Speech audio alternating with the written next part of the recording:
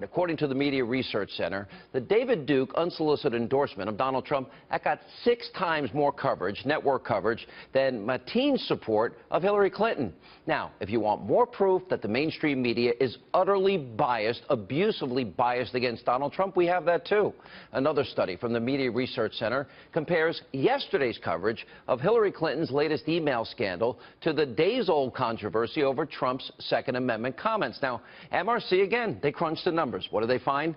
That the big 3 networks, ABC, CBS, and NBC, quote, throughout all of their news programs, both morning and evening, well, they gave the email story, well, a total of 6 minutes, 59 seconds. In stark contrast, well, they dragged out Trump's Second Amendment people comment with a whopping 25 minutes and 54 seconds of coverage. Remember, that's day 2 of that story. And that's not all. A brand new Time magazine cover goes off a drawing of Donald Trump's face melting, and the caption says, meltdown. Of course, that pales in comparison to one New York Daily News cover, which shows Trump wearing evil clown makeup, and another cover suggesting that Donald Trump is the, quote, Antichrist. And last night, right here on this program, GOP Vice Presidential nominee Mike Pence, he summed it up best when he said that he and his running mate are running up against this.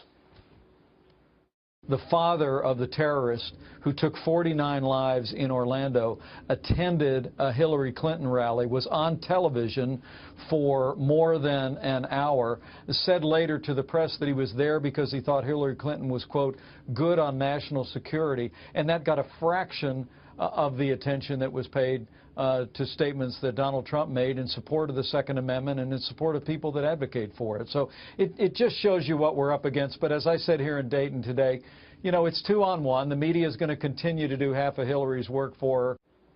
Here with reaction, Fox News contributor, editor-in-chief of LifeZette.com, Laura Ingraham. Why are you smiling? You're smiling because I am, because it's so blatant. It's so abusively biased examples, and by the way, every one of those people that are shouted down or have their mics turned off are friends of mine.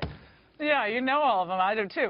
Sean, the Hillary media, as I call them, are really post-American. I say they're post-American because they don't really care, it turns out, whether America goes down the tubes. I mean, I really don't think they care, because if they cared, they would actually be covering the relevant stories of the day. And I'm not saying they wouldn't cover any of these other side issues. You know, Trump said this, Hillary said this.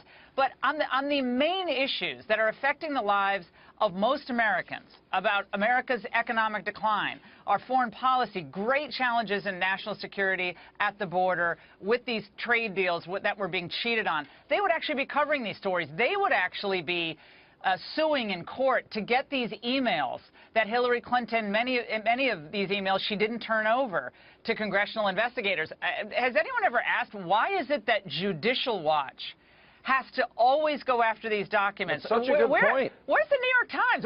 Where's CBS Woodward News? and Bernstein, for crying out loud? Seriously. All right, you know, later on in this program, we have a really serious investigative topic we're doing, and that is, we've got the video. This was released first in 2014, to be clear, but Hillary Clinton defended a 41-year-old man that raped a 12-year-old girl, was interviewed about it in the 1980s, and she literally is acknowledging the man's guilt, laughing and bragging that she got him off on a technicality. Imagine for a second the same media, which is ignoring this, what if it was Trump?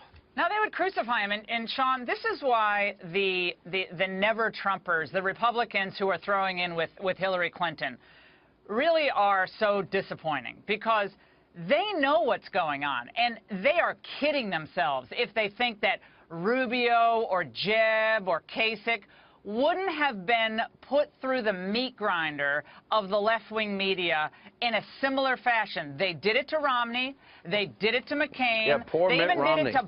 They even did it to Bob Dole. He had a binder of women's resumes who he wanted to hire. What a horrible human being. Yeah, so they would have done it, Sean, to any of these people. And so Hillary Clinton literally put her own personal interest ahead of the nation's national security, and the media they do not care. They do not care. Last night, we had you on the program. I'm discussing all these Republicans, arrogant, sanctimonious, self-righteous, sabotaging Trump, not supporting him. I have what I call the reasons I support Trump. Because the differences in what they are advocating are deep and profound. And, you know, I'll put it up on the screen. You know, Hillary's open borders. Donald Trump will build the wall. Donald Trump has stated again and again, we have a dilapidated military. You know, Donald Trump has said our education system is failing. We'll send it back to the states. I want to keep coal miners working. And I want America to be energy independent, not dependent on countries that hate our guts. He has promised that he thinks he can do that in 4 years.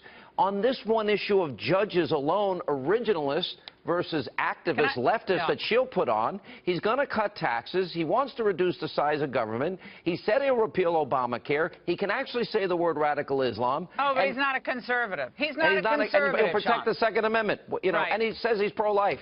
Can I chime in on the judges question? You know, you know I clerked for Justice Thomas, and I clerked on the Second Circuit Court of Appeals.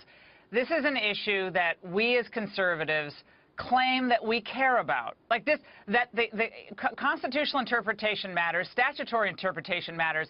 Do these people who are sidelines cheerers for Hillary Clinton or actively now working with Hillary Clinton, do they understand that Title IX and Title VII and the Clean Air Act, all of these statutory, items, they can be read by the Supreme Court to validate all sorts of climate change legislation and to wipe away any good reforms or good issues, helpful issues that someone like Paul Ryan is in favor of. Do they understand that once they have the court, it's over? Do they not care? I mean, it's just like... And all these arrogant people, and including Republicans that promised they'd support the winner, whatever decisions Hillary makes if she were ever elected president, they own it. I blame them as much as anybody else. Anyway, Sean, Laura? this has been a clarifying moment for the Republican Party, very clarifying, and I think it had to happen. And Donald Trump has served a great service just in clarifying where everybody is. I agree. Well said. All right, Laura, good to see you. Thank you.